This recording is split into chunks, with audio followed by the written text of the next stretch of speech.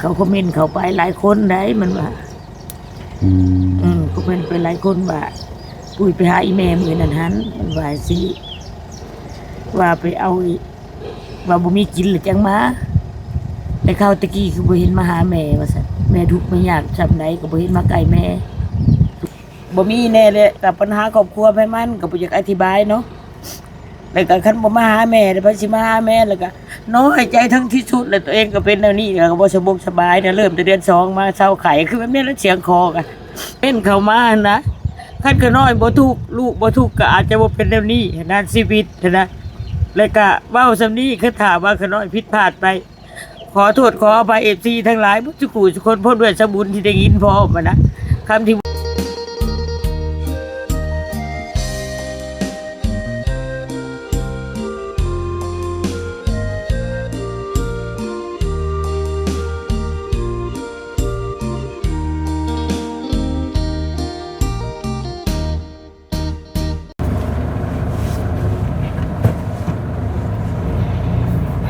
มีแต่ใบหมากบ่มีอันนี้ก็เนาะ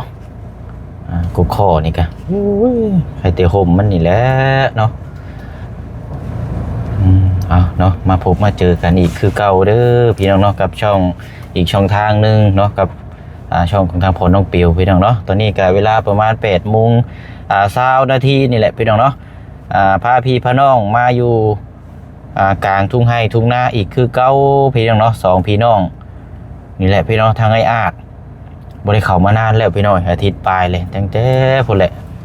พาทั้งมีนกเปียวไปหาหมอเนาะแต่ว่าก็ยังบ่หยุดบ่เศร้าหรอกมื้อนี้ก็สิไปอีกคือกันพี่น้อยเพราะว่าหมอนัดตรวจวันที่19ฝ้าวลงมาแน่แต่เมื่อวานนี่ก็มาแต่เซโปนเผาไปเผามาแล้วก็สิพาขึ้นอีกคือเก่าหากแต่ว่าเบิ่งก่อนมื้อใดเด้อพี่น้องเอ้ยเบิ่งเรื่องงานทางนี้นำแน่เนาะ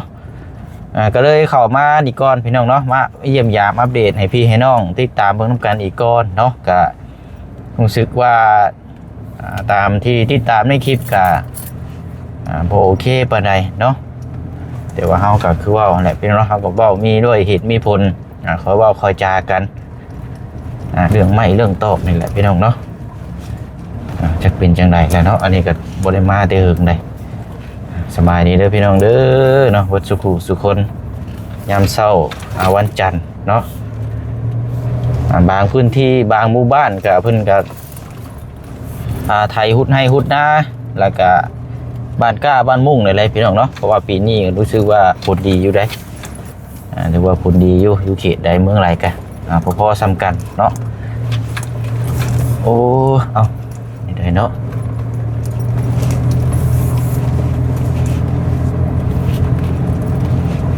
เป็นยินข่าวดีมากเพิ่มเติมอยู่ได้พี่น้องเนาะแต่ว่าผมหัวสีดำเนินการเมื่อใดนี่ก็มาอัปเดตเบื้องน้ำกัดเมื่อกี้กัน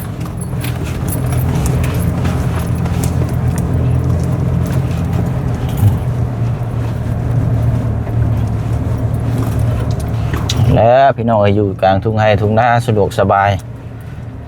อยู่ในบ้านก็คือว่าแหละเนาะมันก็อีกแนวนึง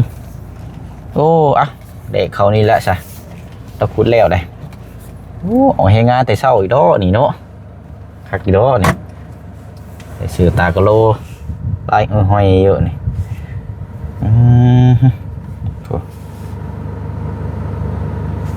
นี่ได้นี่เนาะ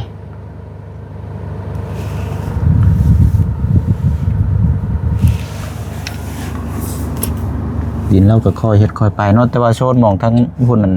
อันมากกระตูบมองเลยเอาดินตัวนี้ไปถมพุ่นอันนี้เนาะโอ้เดือบักตุนเต็มหมดพุ่นแล้วแถวนั้นเนาะว่าอยู่นี่ก็ยังลายอยู่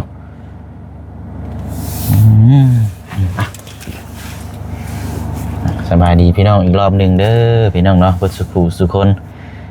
ไปมาเยี่ยมยามอัปเดตนำกันอีกเนาะก็ใกล้สีลงให้ลงหน้าแหละทั้งข้างบ้านเนี่ยอันข้างทุ่งไร่ทุ่งนานี่เพิ่นก็ไถหุดเพื่อกล้าเกี่ยมบ้านกล้าบ้านมุ่งด้วยนี่เนาะไถอันหุดสำรองไว้ได้จบจากนี้แล้วก็พุ่นแล้วพี่น้องเนาะเดินทางขึ้นไปวัดมหาโชคพี่น้องเนาะไปดำเนินการทางกุฏิอีกคือเก่าเนาะพอดีทางโทรถามทางผู้สร้างเพิ่นว่าตอนนี้เพิ่นกำลังดำเนินการปูแป้นปูแล้วก็รอแต่ทางหลังคาพอดีสิไปสร้างหลังคาไปมอบให้ทาง ทางเพิ่นกับเพิ่นดำเนินการเนาะพี่น้องเนาะเดี๋ยวจบจังนี้ก่อนอัปเดตเบิ่งอีกทางไอ้อาจก่อนเนาะเนาะอันนี้บ่รักหัวที่ว่าเราพังที่ว่าพูดคุยกันที่แบบบ่นี่ปานใดพี่น้องเอ้ยมันก็ธรรมดานะนี่เนาะรักเห็นหัวไว้แล้วเนาะกลางทุ่งไร่ทุ่งนาเพียงงูควายเข้ามากินของปลูกของพังมันก็อีกแนวนึงเด้ไปเนาะไปเบิ่งกันก่อน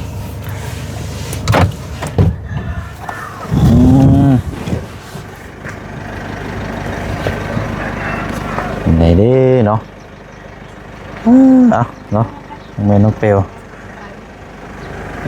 เดี๋ยวจังอัปเดตถามอาการเบิ่งน้ำกันพี่น้องเนาะให้เพิ่นนั่งถ่ายอยู่รถก่อนโอ้ยเบิ่งไหนเด้นี่เนาะเข้าให้เราก่อน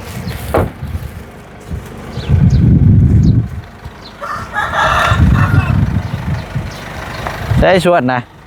นี่ใดเนาะยังไม่ได้ออกงานเลยบ่ ออกงานแล้ว ออกงานแล้วบ่เลยเอาสบายดีเนาะ สบายดีเด้อบ่เที่ยงเด้อสบายดีเด้อทุกการ กินแล้วบ่เข้า เฮ็ดอีกวันหนึง ข้าวจี้เอ้าข้าวจี้มาแต่ใช้ มันบ่ว่าใส่เป็นซื้อหมดปาก โอ้ เขามาแต่เช้า เฮ้ยเราอยู่นี่อยู่แล้วเนาะ โดย เราบ้านอยู่ใกล้อยู่นี่เรามาแต่เช้า โดย ใกล้แล้วดินกันเนาะ ใกล้แล้วใกล้สิเป็นความจริงแล้ว ใกล้แล้วเนาะคอยเฮ็ดคอยไป โดย โอเคเนาะเชื่อว่าทุมนี่ก็ได้ลายเต็มแล้วอันนี้เนาะ โดย ไปเนาะมาก่อนก็ได้นี่แหละ ตารางเนาะบ่เที่ยงเนาะ เฮ็ดคอกยังซะอันนี้นะ เพิ่นสิเฮ็ดเฮือนครัวเอ้ยเพิ่นสิเฮ็ดเฮือนครัว เฮ็ดเรือนครัว เฮ็ดหม้องดังไฟนะบ่เที่ยง อ๋อแม่นแล้วฝนตกมานี่ยากได้เนาะ เพราะว่าเพิ่นสิรื้อตัวนั้นเด้เอ้ยเพิ่นสิรื้อตัวนั้นรื้อตัวนั้นแหละเพิ่นก็สิเอาดินเข้า อันออกมาพี่ก่อนก็ได้เอามาย่างพี่ก็ได้เอาสิลือตัวนี้ฉันบ่ โดยเอ้ยเพิ่นสิรื้อตัวนี้เขาสิเอาดินเข้าเด้ว่าเที่ยงเพิ่นสิเฮ็ดเฮือนครัวอยู่นี่ เพิ่นสิเฮ็ดเฮือนครัวถาวรอยู่นี่นะเอ้ยเพิ่นก็เลยว่าเพิ่นสิรื้อตัวนี้แล้วเพิ่นไปปลูกตัวนั้น เอาตัวนั้นเฮ็ดสำรองเนาะ โดย โดยเอาสบายดีแม่เด้อยังใช้ยาหม่องอีกละบาทนี่โพดเด้อันนี้เนาะเอาเนาะไปยีรองยาหม่องกันนั่นอยู่เอาจะต้องลื้อตัวนี้ออกเนาะ โดยเพราะว่าเพิ่นสิเฮ็ดเฮือนครัวถาวรอยู่หม้องนี้นะตามแผนการบ่เสียงเพิ่นวาดไว้เพิ่น ไหน เพิ่นบ่เตียงเพิ่นวางไว้ บ่ได้ต่อพ่วงมาว่าหรือว่าเฮ็ดหลังใหม่บ่ ต่อเกยออกมาแล้วก็เฮ็ดเฮือนครัวต่างหากบ่หรือว่าจังได๋แหละเพิ่นก็ว่าก็ฟังเบิ่ง คันเชื่อก็ลึงมาแต่พี่เนาะ โดย ใช่เสาตัวนี้บ่จำนวน9ต้นนี่บ่ เพิ่นว่าจังซั่นแหละ เอาเดี๋ยวเบิ่งรูปแบบเนาะว่าสิออกมาแบบใดเนาะ เลยว่ามันเอาดินเขาแล้วมันสิยากก็เลยว่าไปเฮ็ดอยู่หั่นน้อยนึง แม่นนั่นแหละพอได้แก้ไขไปก่อนอันนี้ก็บ่แม่นว่าสิแล้วง่ายได้อันนี้ก็ถ้างบบ่มีก็เป็นว่าตั้งแต่เสาก็ได้เฮือนนั่นแหละเฮาเฮ็ดสำรองไว้พุ่นแลดีแล้วเนาะ เพราะว่าเอาขี้ดินเขายากจนน่ะพุตุกให้สิยากก็เลยว่า แม่นนั่นแหละ คิดว่ามันยากนี่เลยเอาดินเขามานี่ก่อนแล้วไปเฮ็ดดินก่อนมันง่ายแน่เอายาขอเพียงให้ได้ดินมาถุงเนี่ยมันแล้วนะ เทินดินตัวนั้นเบิดกองหันกะมานี่พอดีแล้วนี่ คือสิเต็มแล้วที พอดีเต็มพอดีงามเลยเนาะ ที่เอาปะไว้หนาคุณก็เฮ็ดสิยากก็เลยมากตัวนี้ไปเฮ็ดแน่นไว้โคดังซ้ำๆก็เพิ่นสิเฮ็ดแล้วมันได้ยาก็บ่ได้ว่าคือว่า โดยดีแล้วเนาะเฮาก็เฮ็ดสำรองไว้พุ่นลงมาแต่เฮือนก็เข้าไปหันเนาะนะตัวนี้ก็ค่อยเก็บขึ้นคลองแล้วก็ค่อยดื้อไป ด้วยคันว่าสิไปเฮ็ดในตารางก็คือสิเป็นห้ายเป็นหิ้งนะคือสิแห่งเงินยากนะ สิคอนนั่นแหละเนาะได้กันนั่นแหละหั่นกันเนาะ ลืมไปหั่นแหละ บนมันใครแน่บัดนี้สมมุติว่าเพิ่นมาตั้งเสาตั้งหยังไว้มันก็สิยากนี่กะนี่ แม่น พวกลูกปูเป้าเด้อเอาไปพูดซะ ดื้อออกโดนได้เนาะ ดื้อออกแล้วก็ไปเฮ็ดมองอยู่มองกินอยู่พุ่นก่อน มันสิยากบ่เพิ่นมาตั้งเสาตั้งหยังหันเตรียมไว้เพิ่นช้าเพิ่นสิแล้วตอนใดก็ตาม เนี่ยนั่นแหละ เขาเรียนสบายเลยบ่เฮ็ดยา อืม อย่าพูดตุกขี้ดินก็ให้แก่ลงไปอีก อันเพิ่นสิมาดำเนินการไว้นี่บ่อ้าย แต่ยังบ่ฮู้ได้บ่เสียง อ๋อแต่ว่า แต่ว่าเพิ่นวาดแผนไว้หั่นนะ วาดแผน วาดแผนการไว้ว่าห้องน้ำกับห้องครัวอยู่ต่อกัน แล้วก็เกยนี่ก็เฮ็ดออกมาเพิ่นว่าแต่ว่าที่มือใดหั่นผู้ค้าก็ยังบ่ได้ฮู้เพิ่นบ่ได้แจ้งการว่ามื้อนี้นะ แต่ว่ารอติดตามเบิ่งนํกันหั่นแหละเนาะ คือสิแม่นรวบรวมปัจจัยอยู่บ่หรือว่าจะได้จังนำเพิ่น เอาเนาะ เพราะว่าล่าสุดนี่ก็มีสบุญแจ้งเข้ามาว่ามื้อนึงมีผู้ใหญ่ทั้งสบุญแจ้งเข้ามามื้อนึงนำบ่เตียงมี 3,000 ว่าซั่น อ๋อโอ้ยังหลายอยู่ซั่น โดยงบ เฉพาะไม้นี่ยังบ่ทันได้หยังเลย ยังรองบอยู่เพิ่น โด ว่าจั ย งซี่ บ่เป็นหยังเนาะเฮาก็เฮ็ดได้ดีแล้วอันเจ้าเฮ็ดของครัวนี่ย้ายออกไปนี่ก่อนเอายังไม่นี่ก่อนเอาอันกับข้าวไปเอาไว้ให้ก็ได้จังแม่นลาบบ่ช่องแรกคือเก่าหั่นแหละ โอ้ยขอบใจหลาย โอ้ย ๆป้าก็สิคบกินทุกอย่างป้าก็ตอดกับใจบ่เชียงหลายเด้ โด อย อันนี่ยังบ่ทันได้เฮ็ดบ่อ้ายต่อเทน้ำก๊อกกันนี่ ยังเด้อเสียง ปูนชอบหนึงก็หลายๆอยู่เทโดนแล้วเดี๋ยวมันสินั่นเนาะเจ้าถามเพิ่นน่ะบ่ ยังเลยเพิ่นได้เข้ามา บ่เตียงเบิ่งถ้าว่าเพิ่นว่าบ่ได้ใช้ก็เอามาเทใส่นี่เดี๋ยวได้นี่เทลึงมานี่แล้วก็เฮ็ดน้ำคลองไหลลงได้อยู่ ใช่ก็มีหินอยู่นี่เนาะ มีครบเลยเด้ชายแฮหินน้ำในมีครบเบิดเลยมีแต่เฮ็ดอย่างเดียวเท่านั้นแหละ พูดหน่อยมันสูงเนาะ เฮ็ดพอสูงๆพอตั้งนี่แหละเพราะมันสะอาดนี่ เหนื่อยเลย กันเฮ็ดจักประมาณ4เหลี่ยมนะ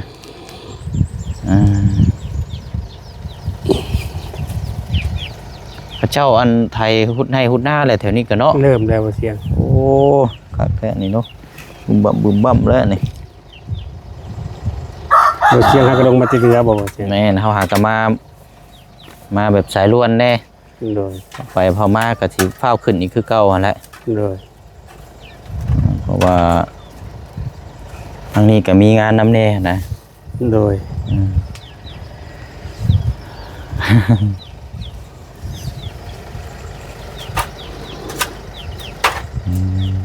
ทางนั้นนั่นฟังลักหัวแล้วทางนั้นเนาะ โดย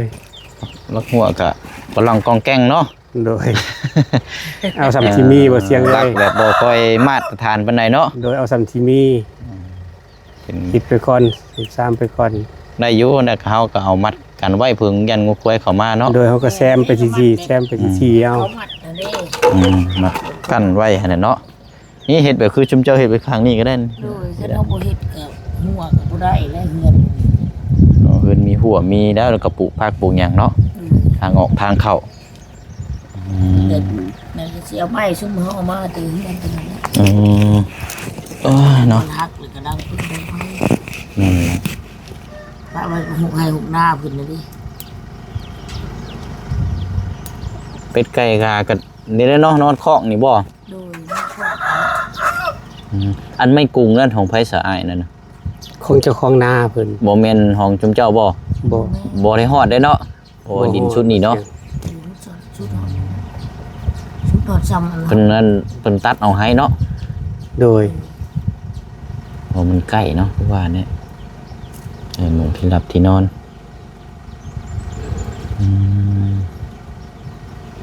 เอาเนาะปรับหน้าดินล้อเนาะมีก็คอยเฮ็ดคอยไป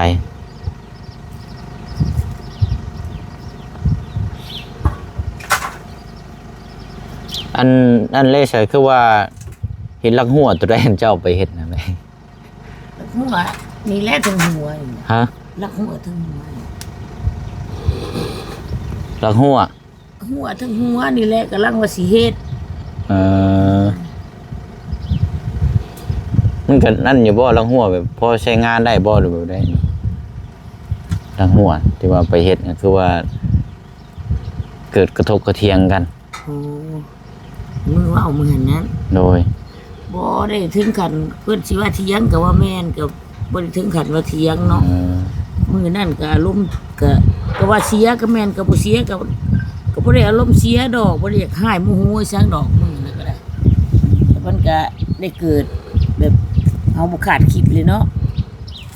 ก็บ่ได้สะบุญมาบ่ทีแรกก็นอนอยู่นี่แหละปวดหัวแห้งมื้อน่ะแล้วก็บ่าวอีสาวตาเข้ามาจะดูแหละก็มานอนเล่นอยู่หั่นกับน้องจะดูนั่นแหละตามได้ยินเสียงเพิ่นนะฮู้เมื่อก็บ่ได้ยินเสียงเพิ่นเลยกินยาละเทื่อนึงลงมานอนอยู่นี่นอนอยู่นี่แล้วก็บ่นี้เมื่อขึ้นมาก็ได้ยินยังได้ยินเพิ่นเว้าลมกันกับน้องอยู่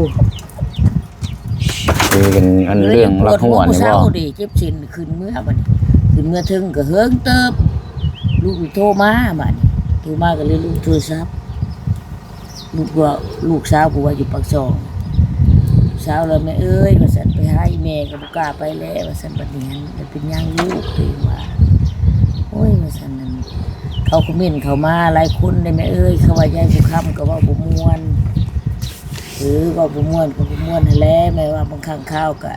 ม่วนแน่บ่ม่วนแน่แหล้วเนาะ โดย นี่ได้จ้ะ แล้วก็แม่เว้าบ่ม่วนก็คือบ่ได้ประทุบประทานกับไผแม่ว่าก็คือว่าตามหลายๆคนเข้ามาตอนเริ่มต้นก็คือบ่ได้ยินแบบนี้ว่าซั่นก็บ่แม่นดอกอันผู้เพิ่นนั่นมาช่วยตอนเริ่มต้นน่ะตอนพวกเขาใหม่มาก็เพิ่นพวกคลิปพวกหยังดอกพวกเขาคอมเมนต์เข้าไปก็ว่ายายผู้คำเว้าบ่ม่วนนั่นนี่ก็หลายอย่างเนาะผู้เว้าให้ฟังแล้วก็ตามดอกตัวนั้นน่ะแล้วคือตัวบ่น้อยใจลูกว่าแม่เอ้ยว่าซั่นเว้ามาก็แค้นเนาะแม่เอ้ยว่าซั่นลูกว่าปุ้ยบ่กล้าไปหาอีแม่แล้วว่าซั่นน่ะเป็นหยังลูกจังบ่กล้ามาปุ้ยสิบ่ได้ไปหาอีแม่จักเทื่อเอาเป็นหยังคือบ่มาหาอีแม่บ่มาแล้วว่าซั่นลูกว่าอันนั้นเขาคอมเมนต์เข้าไปหลายคนได้มันว่าก็เป็นไปหลายคนว่าปุ้ยไปหาอีแม่มื้อนั้นหันมันว่าสิว่าไปเอาว่าบ่มีกินหรือจังมาแต่เขาตะกี้คือบ่เห็นมาหาแม่ว่าซั่นแม่ทุกข์ไม่ยากซำใดก็บ่เห็นมาใกล้แม่ลูกก็ได้ว่าซั่นและลูกเลยจังอายมันว่าแนวนี้เขาคอมเมนต์เข้าไปพูดก็น้อยใจลีแหละว่าซั่นเอากันบ่แม่มาหาแม่แหละสิเฮ็ดแนวใดแม่ก็ขึ้นฮอดลูกยังเจ็บเมืองโซลูกมาหาแม่ก็ลูกคือบ่ได้เอาอีหยังแต่มื้อน่ะก็โอ้ยแม่ว่าก็จะเว้าหลายท้อแม่ละว่าจังซี่สิเว้าเป็นหยังมากมายแม่ว่าลูกอันข่อยก็แฮงจอยแฮงจอกแฮงเป็นเบาหวานว่าจังสิตายมื้อใดปะลูกว่าแม่ว่าคันเว้าได้นี่ลูกเว้าได้นี่คือสิบ่มาหาแม่เขาจะว่าจังกะยาเขาลูกเอ้ยบ่มาหาแม่เลยไปสิมาหาแม่ก็มีแต่ลูกเขาสิมาหาแม่ชุมเอื้อยชุมอ้ายเขาก็อยู่ไกลให้อยู่เมืองไทยก็แฮงบ่มาแล้วเขาหากินหาอยากเขาเป็นเลยน้อยใจแบบนี้ก็เลย เสียใจหั่นนะเห็นลูกมากแฮงจอยบัดนี้ก็ว่าพ่อแต่ได้เงินค่ารถมื้อนั้นก็แล่นน้ำรถเขาแต่รถป้ามันมาหาลูกเขาอยู่นี่อยู่ตรงหมอกลุ่มนี้ก็เลยว่าเป็นยังเป็นแล้วนี่ลูกเห็นลูกมามื้อนั้นก็จ้อยย่างมาอีกซ้ำว่าจึงมาหาอีแม่มากก็คือบ่ได้เอาหยังนำแม่มื้อคือว่าบ่เตียงเอาอันมาให้แล้วก็เหลือมื้ออัน2หน่วยถามน้องว่าน้องบ่กินว่าแม่เอ้ยให้ปุ้ยซะเด้อแม่ก็เอาให้ก็มีเท่านั้นแล้วคือสิมีหยังมากมายลูกคันว่าลูกบ่มาหาแม่แม่แฮงสิเสียใจก็เลยตัวเองก็สะอื้นให้มันก็แบบนี้แหละคันเว้าพื้นลูกมากก็น้อยใจเนาะ ก็บางทีแล้วน้อยเนาะ ก็เสียใจแฮกลูกก็บ่โชเด้คนหาก็30อันเราบ่สบายซั่นบ่แม่นคนหาก็30ปลายปีได้ตะกี้มันอวบมันอันได้ตะกี้มันเหมือนคนขี้ร้ายบัดนี้พอมาเป็นโรคเบาหวานเนาะบัดแต่แม่ก็เป็นแนวนี้ลูกก็บ่มีหยังเนาะก็เป็นซดเขาอยู่น้ำเขาอยู่น้ำผัวเนาะแล้วก็ผัวก็บ่มีแน่เลยกับปัญหาครอบครัวไปมันก็บ่อยากอธิบายเนาะแล้วก็คันบ่มาหาแม่ได้ไปสิมาหาแม่แล้วก็น้อยใจทั้งที่สุดแล้วตัวเองก็เป็นแนวนี้ก็บ่สบายนะเริ่มแต่เดือน2มาเศร้าไข้คือแบบนี้แล้วเสียงคอก็แล้วก็บ่ฮู้ว่าตัวเองเป็นหยังไปตรวจ2เทื่อเจาะเลือด2เทื่อก็บ่พออีกซังแต่ว่ามันเป็นอันนี้แหละก็ทวีขึ้นแล้วเทื่อก็มีแต่หายใจบ่ม่อนหายใจมันเมื่อยลงนะแล้วก็จักบ่ฮู้สาเหตุว่าตัวเองเป็นหยังแล้วก็ไปตรวจไปหาหมอแล้วก็คือจะไปมุกหาหมออีกก็ยังบ่มีเงินน่ะนะเงิน 3-4 พันก็ยังบ่มีปัญญา เป็นสิเว้าให้ลูกให้หยังเว้าให้หยังเนาะก็ว่ากันสิ อืม ซอยเรือก็ซอยสมเสยหรือหยังก็ว่าไปแล้วสิเว้าให้หยังเนาะลูกก็มาหั่นแหละบ่มา เอา แ มาคือเก่าหั่นแหล้วสิเป็นหยังบ่ได้เกี่ยวหรอก แล้วก็เลยว่าน้อยใจตัวเองแล้วก็ผู้นี้บ่าวตาได้ถามเนาะได้ยินนั่นแหละเพิ่นถามผู้นี้ก็ลุกมานั่งตันบ่ได้แล้วก็นั่งน้ำตาไหลอยู่นั่นแหละโอ้ยลูกน้อยใจมันก็จอยแห้งอีดีได้มากะมาตื่นเช้ามันก็มึงอ่ะแล้วก็มีอีหยังมากมายที่ได้มาเอากับแม่ว่าซั่นก็เลยก็กันบ่มาหาแม่เสียได้ให้แม่ไปแม่ก็บ่ฮอดแล้วบัดนี้ก็เลยว่าสิ โดย แล้วก็เลยมานั่งก็น้อยใจตัวเองก็เปิดปวดหัวกินยาอีกรอบสองก็เลยมานั่งตันบันไดอยู่หั่นบ่ตาคือนี่ได้ยินเสียงสะบุญมาก็ยังนั่งอยู่นั่นแล้วผู้ที่เพิ่นก็ว่าเพิ่นก็เลยว่าลักหัวก็มีแต่ลักหัวแบบนี้เนาะเพิ่นว่าบ่มีบ่เสาไม่แกนตัวเองว่าเพิ่นก็เอิ้นขึ้นไสบัดนี้ใส่รถตัวเองก็บ่ได้หาอีสังดอกก็ว่าตัวเองก็เลยห้องออกหัดแห้งเติบโอ้ยตัวเองก็ว่าสิแหละสิหาเสาไม่แกนจังได้ตัวเองก็ว่าแนวนี้แหละเนาะ มันบ่มีเนาะ มันบ่มีตัวเองก็เลยว่าจังซี่ อ๋อเราถามว่าคือบ่เอาแล้วหัวเสาไม่แกน แล้วก็เลยว่า คือบ่เอาเสาไม่แกนแนวสันมันก็บ่มีเด้เนาะเสาไม่แกนตัวเองก็เลยว่าสิเนี่ยก็สิให้มีเสาไม่แกนในขนาดเฮือนก็ยังไม่ซำนี้ตัวเองก็เลยว่าสินะก็ห้องขึ้นห้องแห้งเติบก็มีแค่นี้แล้วบ่ได้มีหยังมากมายอยู่กว่านั้นแล้ววันนี้มันก็เข้าคีบสะบุญบ่ได้สังไอ้สะบุญกำลังมานะแล้วก็น้อยใจแล้วเนาะคอมเมนต์มาก็มีแต่เสียงอีสัง เพราะว่าเห็นเสียงลบลายหั้นนะเฮาก็เลยเข้ามาถามเบิ่งนะก็ มีแค่นั้นแหละคันว่า ก็บ่มีหยังมากมายหรอกเนาะซำนี้แหละเนาะ โดยคันว่าผิดพลาดได้ขอโทษสะบุญที่มันเข้าไปของเพิ่นน่ะนะแล้วก็บ่ได้ทุบประทานอีหยังมากมาย แต่ก็บ่ได้ประมาทอยากทานอีสังดอก ก่อนสิได้ดินอันนี้ก็ผู้ใหญ่ใจบุญนั่นแหละมาสุดมาสวยของที่ว่าขน้อยเว้าผิดไปก็ขอโทษขออภัยที่ว่า มันก็น้อยใจหลายที่ว่าผู้คอมเมนต์เข้ามานะคันขน้อยบ่ถูกลูกบ่ถูกก็อาจจะบ่เป็นแบบนี้นะชีวิตนะแล้วก็เว้าซำนี้คือถามว่าขน้อยผิดพลาดไป ขอโทษขออภัย FC ทั้งหลายทุกคนพ้นด้วยสบุญที่ได้ยินพร้อมนะคำที่บ่ดีออกจากหลุดออกจากปากขน้อยออกไปนะขอโทษทุกคนที่ว่า FC ทั้งหลายหรือว่าผู้ใจใจบุญที่ได้มาสุดมาสวยดินอยู่หรือว่าอีหยังทุกๆอย่างบ่ว่าข้าวปลาอาหารนะขอโทษขออภัยทั้งหลายที่สุดเพราะว่ามันก็คือว่าผู้คอมเมนต์เข้าไปก็บ่น่าจะคอมเมนต์เข้าไปเรื่องนั้นก็น้อยก็บ่เสียใจอีหยังดอก แต่ว่ามันน้อยใจนะที่ว่าขน้อยคันบ่จนลูกบ่จนก็อาจจะเบิ่งแม่เลยแหละลูกมาตอนใดก็บ่ได้เสนอแล้วเนาะก็มากลางคืนหรือกลางเว้นแต่ข่าวผ่านมามันก็ต้องมาหากันลูกกับแม่นึงเมื่อเพิ่งลูกก็บ่ได้ลูกเพิ่งแม่ก็บ่ได้ก็จำเป็นมันก็จังชีวิตเป็นแบบนี้ในเมื่อเว้ามาแบบนี้มันก็เสียใจไปบ่ล่ะแล้วก็น้อยใจตัวเองเพราะตัวเองทุกข์ยากแบบนี้เลยจังได้เป็นแบบนี้ฉะนั้นแล้วก็ขอโทษขออภัยหลายๆฝากบอกทุกคนเนาะขอโทษขออภัยที่สิขน้อยว่าผิดพลาดไปถามว่าผิดพลาดก็ขอโทษขออภัยก็ขน้อยขอนับถือเป็นอย่างสูงคือเก่าที่จะสดช่วยดีดอนตอนหยาหรือว่าเขาปลาอาหารข้าวสารทุกๆเม็ดที่มาไผที่ได้มาช่วยสู้ก็ขอให้เป็นบุญกุศลเป็นสะพานแก่สะพานทองให้คือเก่าขออยู่เย็นเป็นสุขบ่หูสุขโคตรกระตากขน้อยเว้าผิดลงไปขอโทษขออภัยที่สุดขน้อยขอกราบว่า ขอโทษถึงที่สุดกระตากน้อยเว้าผิดพลาดไปนะขอโทษขออภัยเบิดทุกคนผู้ที่มาซอยแล้วก็ผู้ที่คอมเมนต์เข้าไปก็ขอโทษที่ว่าได้เว้าให้ขน้อยแบบนี้หรือว่าแบบใดก็ขอโทษเบิดทุกคนกระถาได้คอมเมนต์เข้าไปอีกอ่ะบ่อยากให้มีอีกแล้วก็น้อยก็ลูกเต้าเขาก็นักอายเนาะคือว่าผู้อยู่ไทยก็มีอยู่4คนรวมเบิดลูกเป็น5คนเนาะแต่ว่าเขาก็ยากจนแล้วจังบ่ได้ซอยแม่บางครั้งบางคราวเนาะลูกก็ให้อยู่เทื่อละ 1,000 2,000เขาบ่กุ้มเขาหั่นแหละลูกเต้าก็ได้เฮ็ดให้เขาเป็นลูกเนาะถึงลูกสิขน้อยสิชั่วปานใดก็ฮักเขาแล้วเนาะเฮ็ดจังได๋ก็บ่อยากให้เว้าขอนี้บางคนเขาก็น่าอายเนาะเฮ็ดจังได๋แต่ขน้อยก็ซอยตัวเองบ่ได้ที่ว่าเพิ่นว่าซอยก็ขอโทษขออภัยขน้อยว่าผิดพลาดไปสาธุนับถือเป็นอย่างสูงคือเก่าขอโทษขออภัยเด้อเอาผมด้วยสบุญนั่นแหละผู้เพิ่นได้ยินนำเนาะก็คือว่าบ่มีหยังมากมายนะจะได้ก็น้อยใจแล้วเนาะลูกเต้าก็น้อยใจเนาะมีหยังโอ้ยเนาะพี่น้อยเอาแหละเนาะบ่ต้องให้พอแล้วเนาะขอให้ผ่านไปมันน้อยใจตัวเองที่ว่าตัวเองบ่มีหยังที่ว่าเป็นของตัวเองอะนะน้อยใจที่สุดนะ โดยเอา น้อยใจอีหลีนะบ่ฮู้จักสิแก้ไขก็ทนก็น้อยก็ทุกข์จนถึงขั้นว่าบ่มีดินอยู่แหละไปก็ว่าจังซั่นแหละบ่มีหยังดอกแต่มีแต่น้อยใจตัวเองพร้อมด้วยตัวเองก็สิอยู่ฮอดพอหาปี10ปีบ่ในเมื่อเป็นเดี๋ยวนี้นะตาก็บ่ได้นุ่งตกมาแต่เดือน2เริ่มต้นมานี่แต่เช้าไข้สุดนี่แต่สิไปหาหมออยู่มุกยังบ่มีปัญญาเงินสับ2 3บาทบ่มี อืม แต่ไผบ่ฮู้ว่าได้ถึงสิไปบ่รอดแล้วก็น้อยยังปืนเฮ็ดเวียกนี่นะย้อนอยากได้นี่แหละ จักสิล่มมื้อใดยังบ่ฮู้บ่ อันนี้ก็ถือว่าเป็นนางแห้งได้หน้าตาจะมันเป็นตาเอาเลยนี่ มองบ่เห็นในตากันเนาะ แม่นมันบ่เห็นนุ่งนะคือว่านี่เขาเห็นเขามาเก็บเห็นหัวหญ้าแถวนี่บอกให้น้องแนมมึงห้ามเข้ามาจักคนน่ะ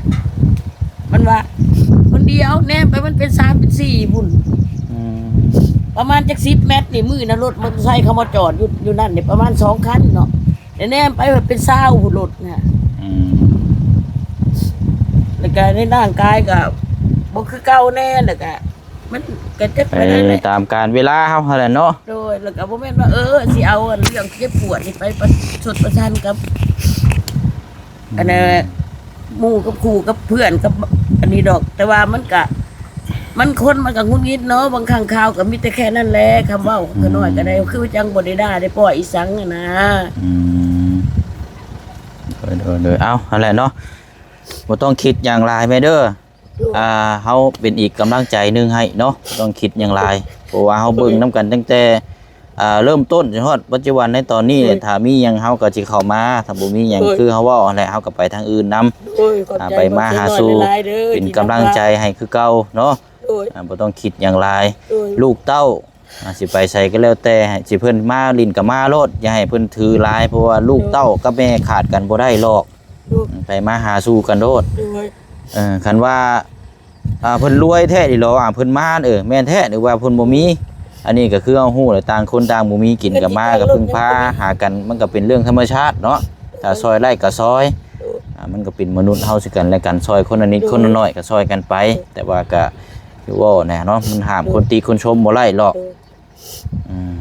เอาเป็นอีกกำลังใจหนึงแม่เด้อบ่ต้องคิดอย่างไรเด้อเฮ็ดไปโลดเวียกจำเจ้าน่ะเฮ็ดไปเด้อโลดบ่มีไผติไปว่าหรอกเฮ็ดไปโลด ขอโทษขออภัยหลายๆเด้อสมบุญเอ้ยสิได้ยินคำบ่ดีเข้าไปขอโทษขออภัยหลายๆพิเศษฝากบอกสมบุญด้วยแน่กันว่านี่เว้าผิดเพียงใดขอโทษขออภัยน้ำน้องน้ำหนุ่งหลายๆบ่ทุกๆคนคือเบาเชียงน้อยคือกันที่นำพาเบิ่งมาตลอดเนาะว่าสิเป็นหยังเข้าไปอาหารบ่ของกินหรือว่าถุง2ถุงได้มายามใดติดไม้ติดมือมา โอ้ บอกว่าเสียงน้ำแน่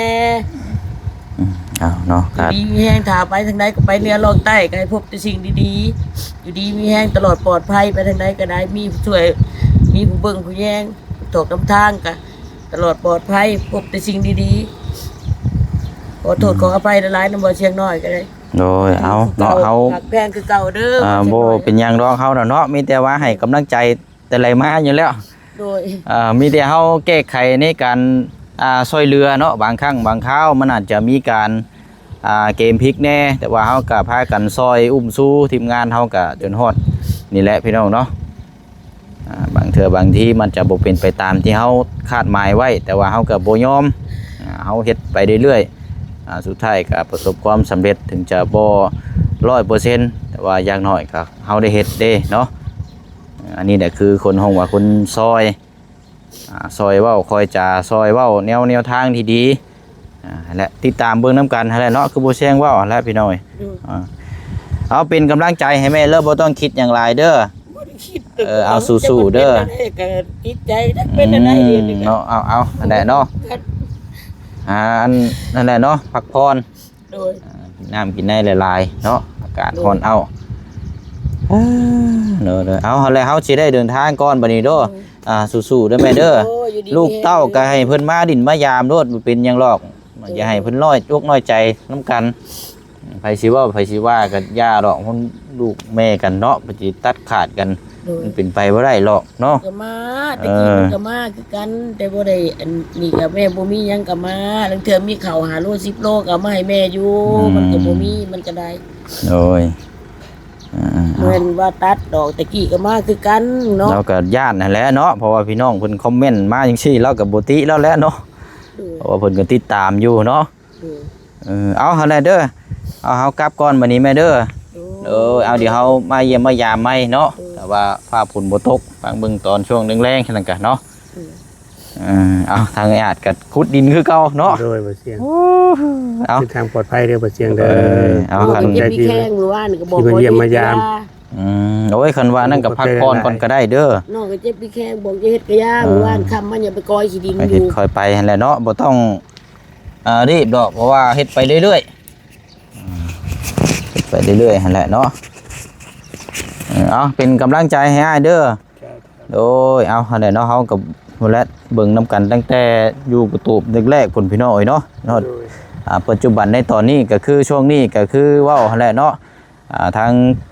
หลายๆช่องเพิ่นก็เข้ามาแน่ก็เลยอยากเฮาก็อยากห่างๆแน่นะพี่น้องถ้าเข้ามาลุหลายก็สิว่าอีกเนาะเฮาก็ไปทางอื่นนำแน่